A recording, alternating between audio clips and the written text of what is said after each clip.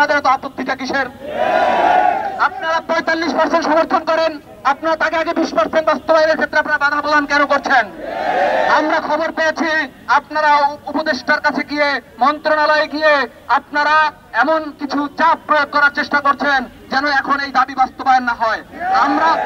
আমরা বলতে চাই, আমরা স্পষ্টত বলতে চাই, আপনারা এই ধরনের রাজনীতি আপনারা করিয়েন না। আপনারা শিক্ষক সমাজে প্রত্যাখ্যিত হবেন। আপনাদের এই শিক্ষক সমাজ আপনারা এমন কোন ব্যবস্থা করবেন না যেন শিক্ষকরা মুখোমুখি দাঁড়ায়। আমি সর্বশেষ বলতে চাই, এই সরকার যদি সিদ্ধান্ত নেয় কোন ধরনের রাজনৈতিক সরকারের কিংবা কোন ধরনের রাজনৈতিক দলের কিংবা কোন ধরনের রাজনৈতিক দলের একটি অংশের গুটি হয়ে শিক্ষা মন্ত্রণালয় পরিচালিত হবে, এই শিক্ষকরা রক্ত দিতে জানে, এই শিক্ষকরা রক্ত দিবে এবং আগামীর বাংলাদেশে আমরা এই শিক্ষকদের মধ্য দিয়ে শিক্ষা রাজনীতির নামে যেই ধরনের নোংরামি তৈরি হবে সেটি আমরা প্রতিহত করব।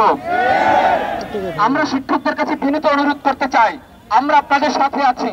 আপনারা রাষ্ট্রে কোন প্রকার বিশৃঙ্খলা তৈরি করে যারা আপনাদেরকে বানচাল করতে চায় তাদেরকে সুযোগ করে দিবেন না। এজন্য আপনাদের কর্মসূচি নেওয়ার ক্ষেত্রে